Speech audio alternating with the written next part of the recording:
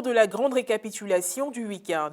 Vous reverrez les éditions du lundi au vendredi. L'homme jovial, citoyen ou spécialiste des proverbes du monde, célébrant de mariage par excellence, sont des appellations qui lui sont affectueusement attribuées. Le révérend père Eugène Névry a réussi à réunir autour de lui parents, amis, clergés et fidèles dans l'enceinte de l'église catholique Bon Pasteur de la Riviera pour la célébration de son jubilé d'or sacerdotal. Tous ont voulu rendre grâce à Dieu pour sa faveur dans la vie du père Névry. Au cours de cette messe d'action de grâce, le père Norbert Éric Abécan a fait l'homélie dans laquelle il n'a pas tari d'éloges à l'endroit du jubilaire. Il a remercié Dieu pour son ministère bien fructueux et n'a pas manqué de faire une ouverture sur le jubilé des 125 ans d'évangélisation en Côte d'Ivoire, célébré le 24 janvier dernier. Monseigneur Jean-Baptiste Aquadan, chapelain de sa sainteté, s'adressant au père Névry, a rappelé des faits de leur parcours et a encouragé les parents à aider leurs enfants dans le choix des vocations. Soulignant que le père Eugène Névry a servi dans le diocèse de Grand Bassam, dans l'archidiocèse d'Abidjan, à la paroisse Sainte-Jeanne d'Arc de Trècheville, paroisse Sainte-Thérèse de Macory, avant d'être résident à la paroisse Bon Pasteur de la Riviera. La nouvelle des 10 chiffres, ça n'a pas été vraiment difficile à mon niveau parce que j'avais téléchargé un logiciel par rapport à mettre mes différents contacts à jour. Donc hier, j'ai mis le logiciel à jour et ça a transformé immédiatement mes différents contacts. Donc ça n'a pas été trop difficile pour moi. L'information a été lancée depuis le mois de décembre, je crois bien. Voilà, donc il y a eu même des applications qui circulaient pour pouvoir vraiment comment il faut convertir déjà ton répertoire. Voilà, donc c'est hier, je pense bien que ça a commencé. Voilà, donc nous, on a pu faire pour nous et puis bon, certainement il y a des personnes qui ont perdu leur contact. Moi également. Voilà, quand j'ai fait le truc et puis bon, après j'ai eu des soucis avec quelques contacts, mais en tout cas actuellement tout va bien. Voilà, ça va bien. Qu'ils fassent un effort pour aller aider un peu nos parents qui sont dans les villages, dans les campagnes, parce qu'ils ne savent pas utiliser les téléphones, voilà, donc les smartphones, ils ont les petits téléphones. Donc pour les gens qui ont ces gens de petits téléphones, comment il faut faire pour les aider à convertir leur répertoire? Parce qu'ils ne peuvent pas venir s'asseoir, ils ne savent pas écrire ni lire. Donc comment il faut faire cela? Donc vraiment s'ils pouvaient trouver des solutions pour vraiment faire ça de façon automatique, voilà, ça serait mieux quoi. Si ça doit nous permettre d'avoir plus d'abonnés et de nombres, c'est une bonne chose. Bon, quant à l'utilisation de la pratique, bon, moi jusqu'à hier à aujourd'hui, je n'ai pas encore eu de difficultés. Il y a des gens qui m'ont appelé de l'Europe, c'est passé. Il y a des gens que moi j'ai appelés, sans même ajouter encore, c'est passé. Je ne sais pas ce qui s'est passé. Bon, en fait, c'est avec surprise que j'ai accueilli les 10 chiffres. Bon, on essaie de faire avec. J'essaie de voir à quoi ça va aboutir. C'est un peu difficile pour nous, mais bon, on va faire avec. On n'est pas coincé, mais on est obligé de communiquer. Donc, voilà.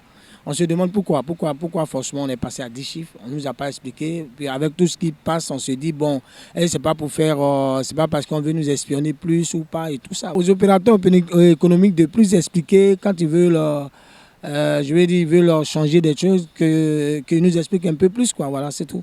Non, j'ai pas eu de difficultés. Parce qu'il y a déjà des spots qui ont passé à la télé nous disant comme ça, pour les numéros MTN, pour les numéros Orange ou pour des numéros Move, il faudra ajouter 01, 05, 07. Donc moi, je n'ai pas eu de problème à cela. Vous avez une application particulière sur votre compte? Vous savez, quand on évolue, quand même, c'est source de développement. Donc, on passe de 8 à 10 chiffres, c'est bon, ça va. Ça veut dire qu'on évolue. Voilà, on a essayé d'avoir des applications aussi qui allaient nous permettre de modifier. Bon, ces applications-là ne marchaient pas forcément. Donc, il faut dire que tout se fait un peu avec quelques blocages, quelques difficultés. Donc, on puisse nous mettre peut-être des applications gratuites. J'ai vu aussi qu'il y avait des sites payants, des applications gratuites qui nous permettent de basculer tout notre répertoire aussi. Voilà. Bon, déjà, on s'y attendait. Parce qu'il y a déjà un moment, ils en parlaient déjà. Donc, on était déjà préparés, psychologiquement, je peux dire. Il y a eu quelques inconvénients quand même. Bon, il y a plein de numéros que je ne retrouve plus. Sur WhatsApp aussi, il y a plein de choses aussi que je ne retrouve pas, de contacts aussi que j'ai perdus. Par rapport aux autorités, oui, d'accord, si, ils peuvent régler ce problème en donnant peut-être des applications qui seront un peu plus faciles Voilà, ou si c'est possible même de pouvoir faire ça sans vraiment nous demander de télécharger des applications ou quoi que ce soit. Si au niveau des réseaux même, ils peuvent régler ça directement, ça serait favorable quoi. Parce que ce n'est pas tout le monde qui a cette possibilité-là de pouvoir télécharger une application ou bien de pouvoir le faire. Des personnes par exemple qui ne peuvent pas écrire ou lire, c'est un peu compliqué. L'application a été d'une part bien accueillie par la population, mais n'a pas encore fait l'unanimité. La migration semble causer quelques difficultés aux utilisateurs. Les abonnés reconnaissent avoir été préparés à ce changement par les entreprises de téléphonie mobile. Cependant, ils ne comprennent toujours pas ce à quoi il répond véritablement. Si certains l'assimilent à une action d'émergence, pour d'autres, c'est un moyen d'espionnage de la population. Un laboratoire qui subit depuis plusieurs jours les foudres des dirigeants européens en raison d'importants retards de livraison compte finalement augmenter de 30% au premier trimestre les livraisons de son vaccin autorisé le vendredi dernier sur le marché européen. En dépit de tous ces efforts, Ursula von der Leyen, présidente de la Commission européenne, a reconnu que les mois de février et mars resteront une phase difficile en matière d'approvisionnement en vaccins. Alors que les experts de l'Organisation mondiale de la santé qui enquêtent sur l'origine du coronavirus se sont rendus au marché de Wuhan, dans le centre de la Chine, point de départ, il y a un an de la pandémie, le reste du monde continue de lutter contre le virus et ses variants. Un premier cas de contamination sur le variant identifié en Afrique du Sud a notamment été signalé dimanche à Thessalonique, la deuxième ville grecque. Face au danger que représente l'inquiétante évolution de la pandémie, qui a fait plus de 2,2 millions de morts à ce jour, plusieurs pays ont décidé de durcir leurs mesures restrictives, notamment en matière de voyage. Et le basculement des numérotations téléphoniques de 8 à 10 chiffres s'est fait depuis le 31 janvier dernier, pas sans grande difficulté pour la population, en dépit du fait que le changement a été accepté de façon générale, relativement aux nombreuses campagnes de sensibilisation ayant précédé l'opération. Désintérêt, plaintes, avis favorables, les jugements de la population divergent. Bon, ça m'a rien dit. Bon. Comme Orange envoie une application, donc dès qu'on a lancé, ça a fait la mise à jour automatique. Donc, je n'ai pas eu de difficultés particulières en tout cas. Peut-être que quand ça va durer un peu, peut-être 1 à 2 mois, quand on aura des difficultés, on va voir un peu comment ça va se passer. Sinon, actuellement, voilà, ça va. D'abord, mon Orange Money ne passe pas depuis le dimanche. Oh, je devais recevoir de l'argent. J'ai pas pu. Déjà, ça m'a fait perdre de l'argent. Ensuite, il y a des numéros que j'ai pas enregistrés dans mon répertoire qui ne sont même plus là. Après avoir converti mon répertoire avec leur, comment on appelle le truc, contact 810, avec leur application. Donc ça m'a fait perdre aussi beaucoup de contacts. J'arrivais même pas à joindre mes amis hier, même ma maman. Donc c'est un peu difficile.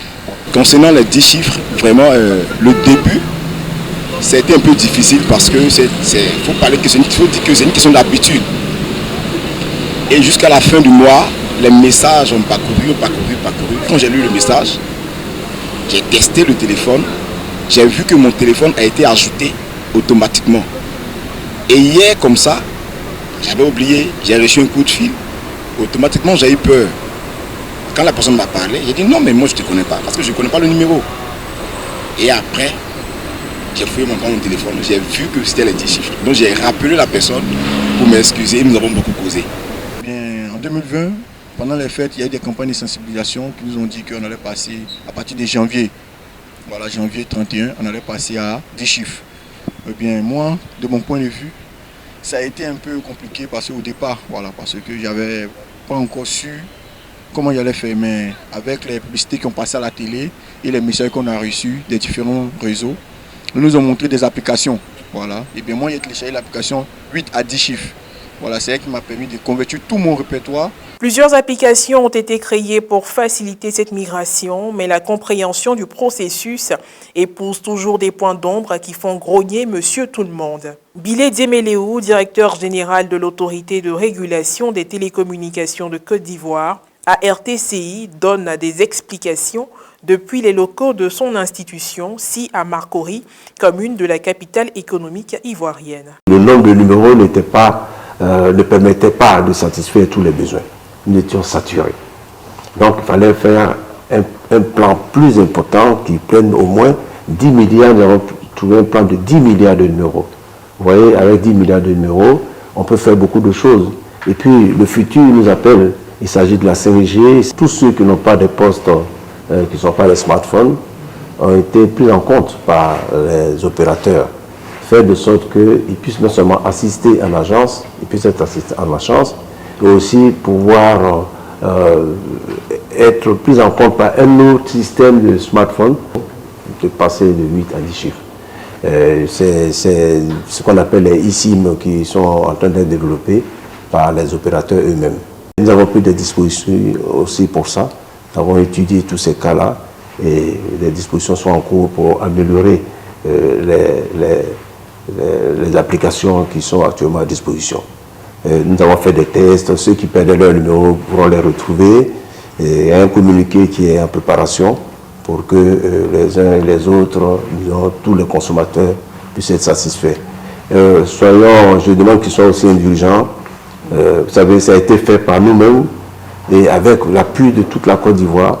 C'est une opération très importante. On a réussi l'opération, il s'agit de basculer. Le basculement a été...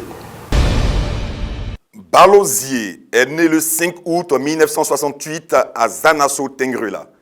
Il est maître de conférences, agrégé de sciences économiques et ancien membre du CAPEC. Formé en économie publique et industrielle à l'Université de Toulouse 1 en France, Balozier était anciennement doyen de l'unité de formation et de recherche de la Faculté des sciences économiques et de gestion UFR-SEG de l'Université Félix Houphouët-Boigny d'Abidjan. Après un brillant cursus universitaire, soldé en 2007 par un doctorat en sciences économiques, professeur Balozier y a exercé en tant qu'enseignant-chercheur.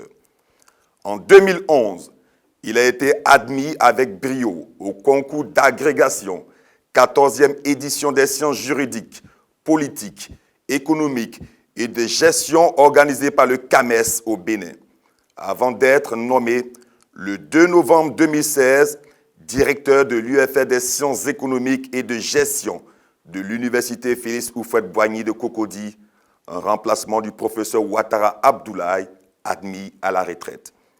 En janvier 2021, Balozier succède au professeur Abou Karamoko. L'intention ne pose pas une question philosophique. Elle demande de regarder concrètement les violences faites aux femmes dans leur vie quotidienne. Discrimination dans les salaires, les postes de responsabilité, machisme, regards irrespectueux, propos dégradants, viols, meurtres dans le cadre conjugal, etc. Les femmes veulent vivre libres en assumant leur choix. Ce n'est que justice. Hoy sigue habiendo mujeres que sufren violencia, violencia psicológica, violencia verbal, violencia física, violencia sexual.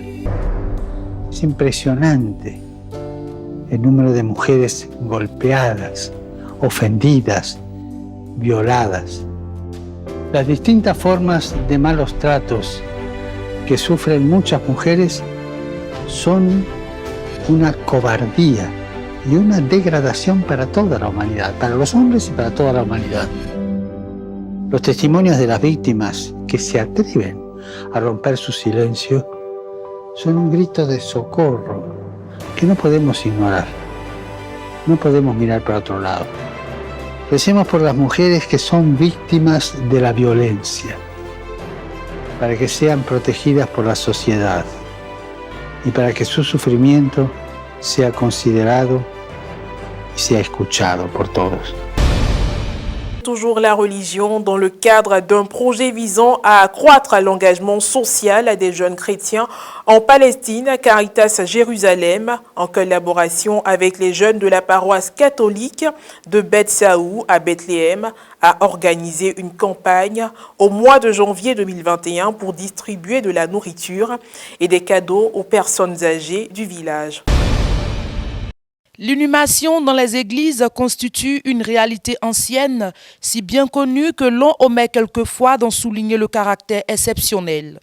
En effet, le lundi 1er février 2021, dans le cadre de la célébration des 125 ans de l'évangélisation de la Côte d'Ivoire, la Fraternité nationale des consacrés Akié, qui célèbre le jubilé de leurs 70 ans de vie sacerdotale et religieuse, a rendu hommage au père Robert Kimou, premier prêtre de ce groupe ethnique ordonné le 2 février 1950.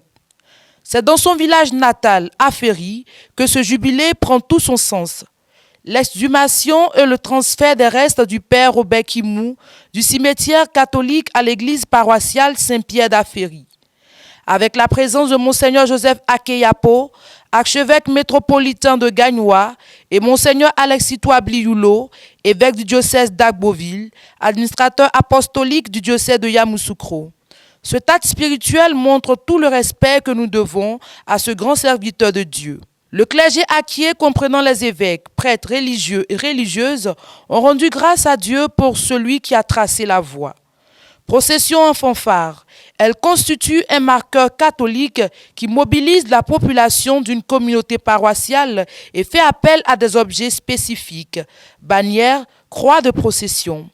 Au-delà de l'aspect dévotionnel, la procession constitue également un moteur important de la conscience collective d'une communauté. Arrivés en paroisse, le clergé et les fidèles se sont retrouvés au sein de l'église pour l'office des défunts. Notre père, notre ancêtre, Robert Kimou, l'a expérimenté. Lui qui est déjà auprès de Dieu.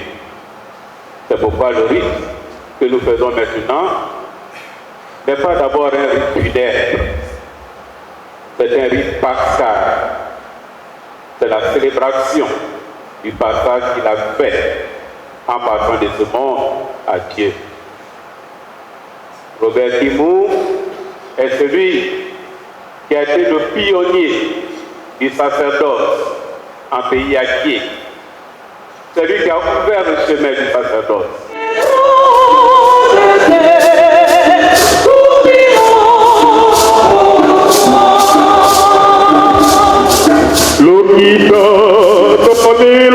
Pionnier de l'évangélisation de la région de Lamé, le révérend père Robert Kimou, après la prière, a été inhumé dans la cour de l'église paroissiale d'Aféry. Rappelons-nous les paroles de Jésus à la sœur de son ami Lazare qui venait de mourir. Je suis la résurrection et la vie. Celui qui croit en moi, même s'il meurt, vivra. Donne la paix, Seigneur, à ceux qui comptent sur toi. Décédé en 1984, il y a de cela 37 ans, le père Robert Kimou a été célébré par toute la communauté d'Aféry. Un monument a été dressé en hommage à cet homme de foi. Le clergé d'Aféry envisage de faire de cet endroit un lieu de pèlerinage.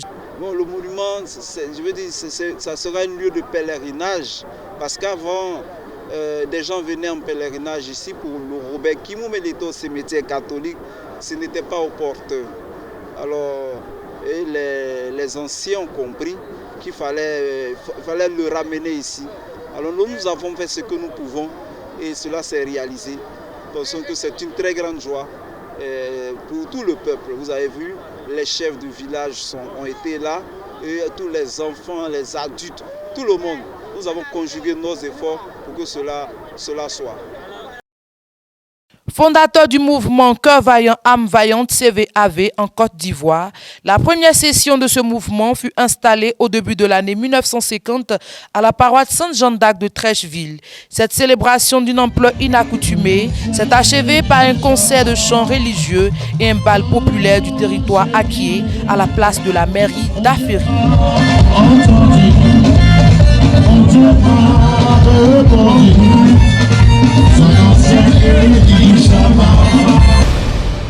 Simplement un sentiment d'honneur. Là où Aferi est célébré, c'est son représentant qui est célébré doublement. Alors c'est ce qui justifie ma présence, ma joie et mon contentement parmi mes siens pour que le premier prêtre Akié et le troisième prêtre de Côte d'Ivoire soient honorés. Très émouvant, c'est ma première fois de participer à une telle célébration. Je trouve vraiment cela émouvant et pour moi c'est sûr que le père Robert Kimou est au ciel. Il prie pour nous. Aujourd'hui est un grand jour pour nous, peuple Akié. Voilà 70 ans que l'abbé Robert Kimou a décidé d'abandonner les us et coutumes pour embrasser la religion catholique. Et il a été le chemin de tous les Akié. Aujourd'hui, voici 25 ans qu'il est décédé. Mais le peuple Akié, pour lui dire que ce que tu as semé, nous sommes en train de récolter cela. Voici, vous avez vu cela. Et cela n'est plus à raconter. Alors, vraiment, pour l'Église catholique, dans le cadre des 125 ans d'évangélisation, il était nécessaire de donner la place qu'il faut à un prêtre qui a été le premier prêtre d'un peuple. Le peuple entier. Notre Dieu n'est pas un Dieu de mort, il est le Père, le Dieu d'Abraham, d'Isaac, de Jacob, le Dieu des vivants, non pas pour les morts.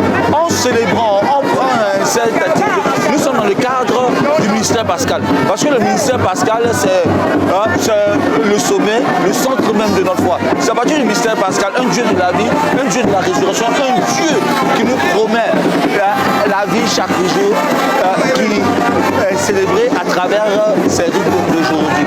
Je suis très heureuse de voir ça parce que c'est ma première fois de participer à une telle cérémonie. C'est de toujours honorer les prêtres Akié et de toujours inviter les jeunes à appeler, à répondre favorablement à l'appel de Dieu.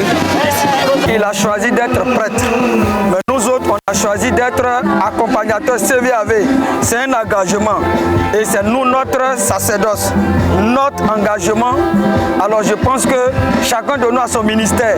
On n'est pas tous appelés à être prêtres. Tous unis, tous frères, à cœur vaillant,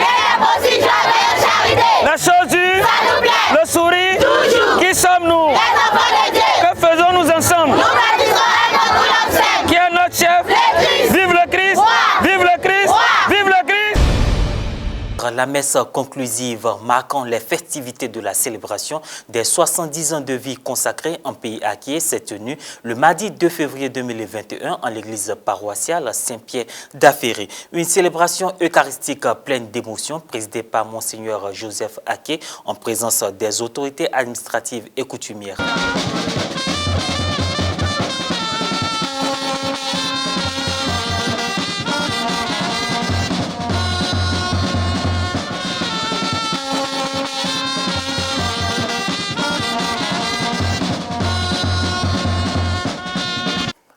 Action des grâces pour le père Robert Kimou, premier prêtre Akié ordonné le 2 février 1950.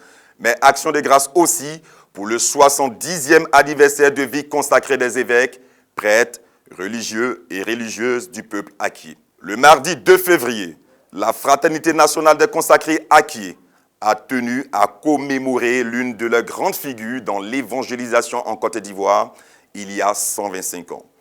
En ce jour de la vie consacrée, célébrée en la fête de la présentation du Seigneur au Temple, la procession a débuté sur la place de la mairie d'Aferi pour s'étendre au sein de la paroisse Saint-Pierre. La célébration eucharistique a été présidée par Monseigneur Joseph Akié Yapo, archevêque métropolitain de Gagnoa, avec à ses côtés Monseigneur Alexis Touabli Yulo, évêque d'Agboville, les premiers responsables de la fraternité, nombre de prêtres, religieux et religieuses.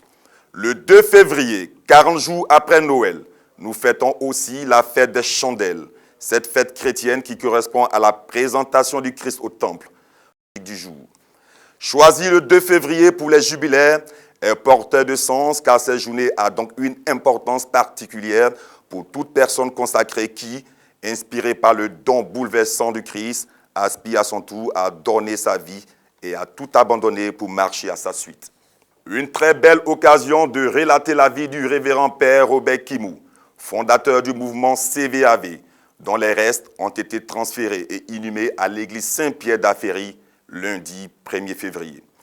Célébrer 70 ans de vie consacrée en pays acquis est une invitation pour toutes les personnes consacrées à célébrer ensemble et solennellement les merveilles que le Seigneur a accomplies en elles. Bonheur de l'Église en fête, splendeur de l'Église en prière. Oui, l'Église catholique, vaut tout notre amour. En tout cas, moi, votre évêque, de toutes les ardeurs de mon cœur, de toutes les fibres de mon corps, je suis amoureux de la Sainte Église catholique. Pour cela, elles sont conviées à réfléchir sur le don reçu, à découvrir, dans un regard de foi, toujours plus pur, le rayonnement de la beauté divine diffusée par l'Esprit dans leur forme de vie, à prendre conscience de leur mission incomparable dans l'Église pour la vie du monde. C'était jour de fête, puisque nos pères rendaient grâce à Dieu pour leurs 25 ans et 50 ans de vie sacerdotale, avec la bénédiction de Monseigneur Alexis Touabli-Youlou. 5 ans de marche à la suite du Christ, c'est un bonheur, je dirais. Et le symbolisme, c'est faire du chemin avec le Seigneur en vivant le bonheur qu'il partage avec nous chaque jour. Et surtout, la vie divine qu'il nous permet de partager à sa suite, à travers nos prédications, à travers l'Eucharistie que nous donnons, à travers toutes les actions qu'il nous permet de mener. Hommage rendu aussi des religieuses au cours de cette cérémonie. Quelques allocutions ont été prononcées pour remercier l'Assemblée et les personnes de bonne volonté pour leur contribution à la réussite de cet événement majeur et annoncer des perspectives pour les 75 ans à venir. 2 jours de célébration, lundi 1er et mardi 2 février 2021, auront été des journées mémorables et des moments de consolidation pour renforcer la foi chrétienne et susciter d'autres vocations au sein de la communauté ecclésiale d'Aferi.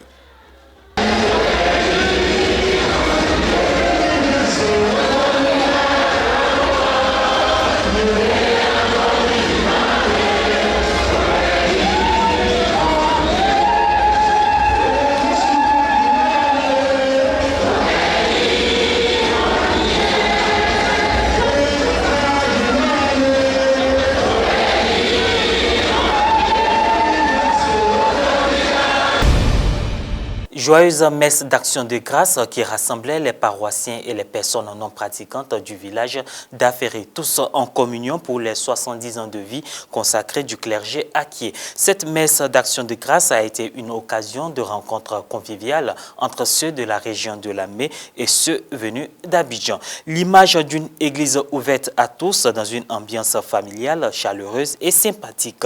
Quelques réactions de participants au terme de cette messe conclusive marquant les festivités du jubilé des 70 ans de vie consacrés en pays acquier et l'hommage à feu révérend Père Robert Kimou.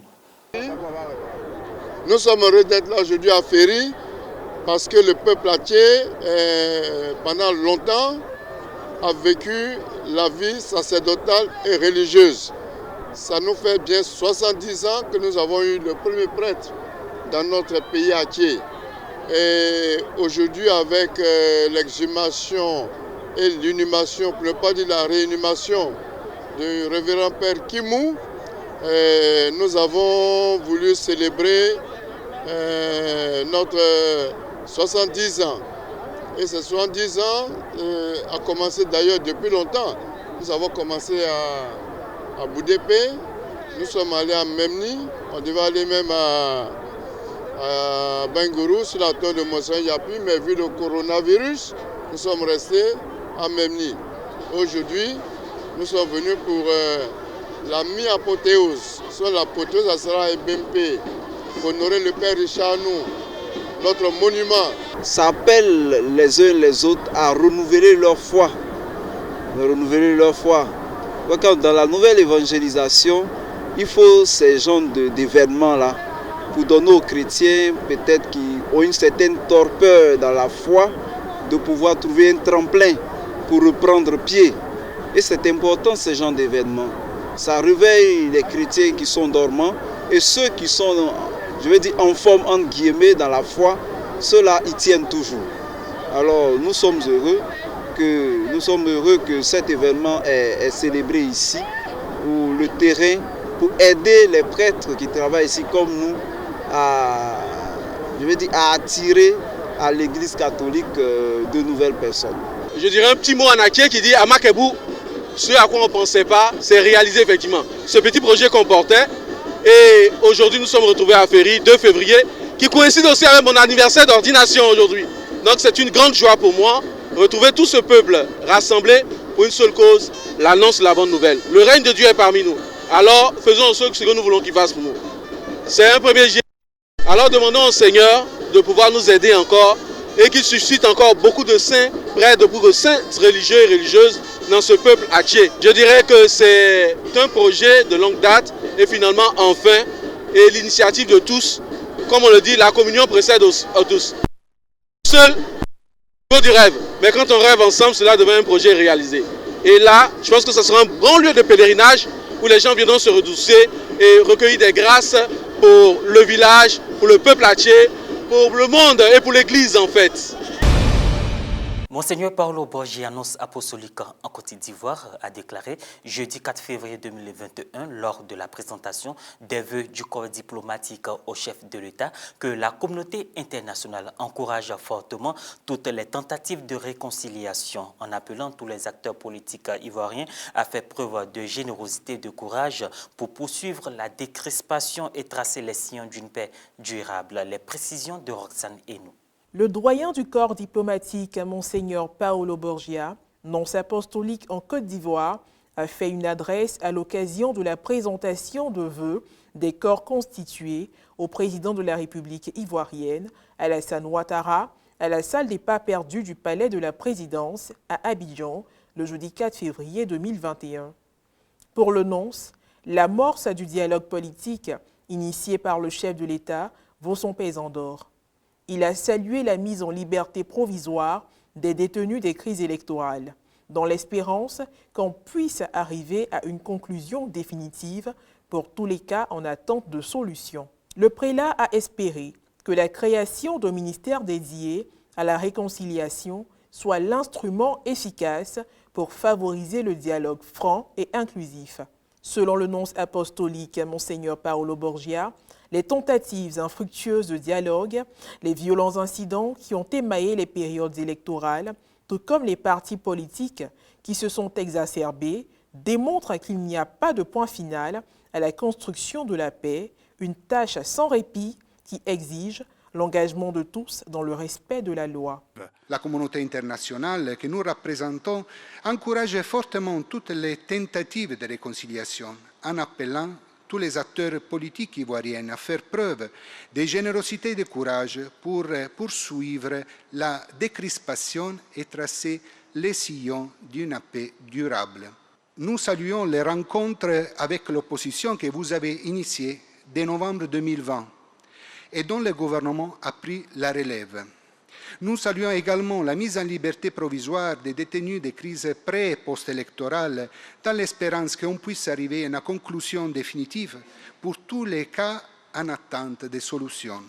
Comme représentants des nations et des organisations internationales amies de la Côte d'Ivoire, nous voudrions vous assurer de pouvoir compter sur la disponibilité de la communauté internationale à accompagner ce beau pays dans sa quête permanente de la paix et du bien-être des peuples qui y vivent. Excellences, Monsieur le Président de la République, pour vous, pour la Première Dame, votre famille et toutes les personnalités ici présentes, nous formons les vœux les meilleurs de santé, de réussite et de paix. Que Dieu bénisse la Côte d'Ivoire. Il a renchéri ses propos en affirmant que le succès de ce pays dans la mise en œuvre d'un si important chantier reposera sur l'union de toutes ses forces vives pour continuer à construire la Côte d'Ivoire qui sera comme les symboles dans ses armoiries, toujours forte comme l'éléphant et rayonnante comme le soleil levant qui irradie ses rayons de labeur, de développement et de bonheur. Le chef de l'État, Alassane Ouattara, a réaffirmé que la consolidation de la paix, de la sécurité et de la réconciliation figure au titre des priorités du gouvernement. Il a salué l'appui de la communauté internationale à la Côte d'Ivoire qui a permis de relever tous les défis durant l'année 2020.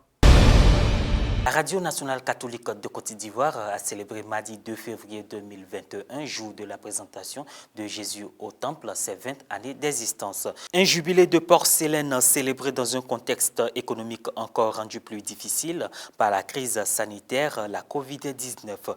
En 20 années d'existence, la Radio nationale catholique de Côte d'Ivoire a fait du chemin dans la sphère audiovisuelle, surtout dans le domaine de l'évangélisation du pays. Avec ses 8 relais, elle a contribué avec les ressources dont elle dispose au rayonnement de l'Évangile en Côte d'Ivoire à travers ses émissions de formation, de divertissement, d'information, d'évangélisation et autres services.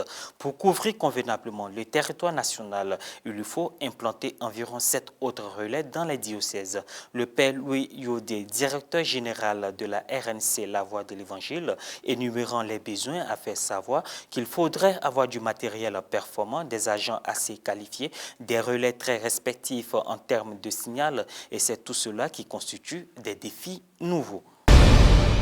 Responsable des équipiers du Roset du diocèse de Daloa, Dogba Élise, a procédé dimanche dernier à l'installation de l'équipe du Roset de la paroisse Saint-Augustin de Boisflé, en présence du père curé Agbé André et de nombreux fidèles chrétiens. Selon elle, fondée à Lyon en France en 1826 par Pauline Jaricot, les quinzaines du Roset deviennent les équipes du Roset en 1965. Les évêques de France reconnaissent le mouvement en 1967. Les équipiers du Roset étaient présents en l'an 2000 dans 19 pays utilisant 6 langues. Les équipiers du Roset arrivent en Côte d'Ivoire à la paroisse Sainte-Famille de la Riviera 2 en 1980 avec le frère Yovan Dominique. À l'étranger, le cardinal Pietro Parolin, secrétaire d'État du Saint-Siège, est arrivé au Cameroun le 28 janvier 2021 pour témoigner de la proximité de l'attention du pape François pour le Cameroun et le continent africain. Et à l'occasion de l'imposition du pallium à l'archevêque de Bamenda, Monseigneur Andrew Nkea, le cardinal secrétaire d'État Pietro Parolin a participé en présence de nombreux fidèles à la célébration solennelle du dimanche dernier à Bamenda dans le nord-ouest du pays. Commentaire Roséline Mobio. À cause du blocus imposé par les séparatistes, presque toutes les activités sont suspendues dans la ville et les routes sont complètement désertes.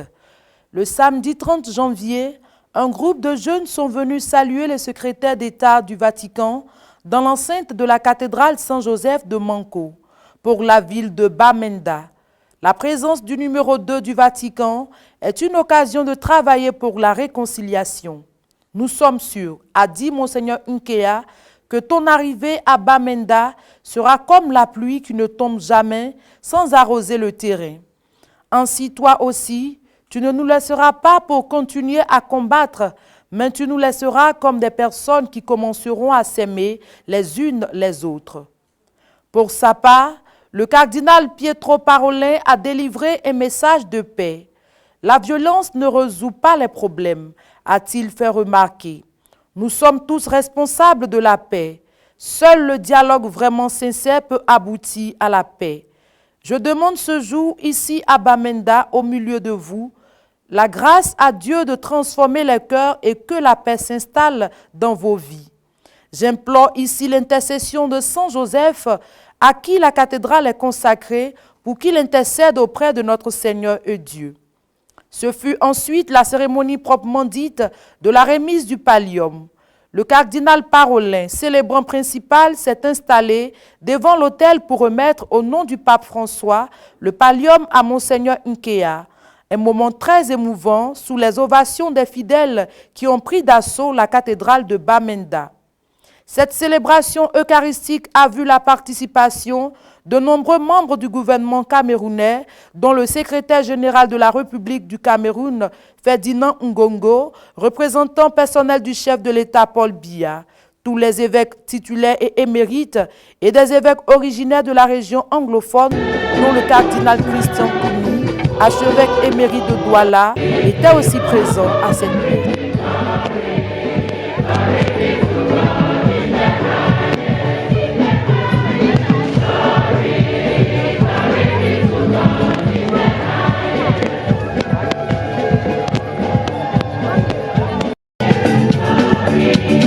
Le CR est terminé. Merci pour votre attention. À bientôt.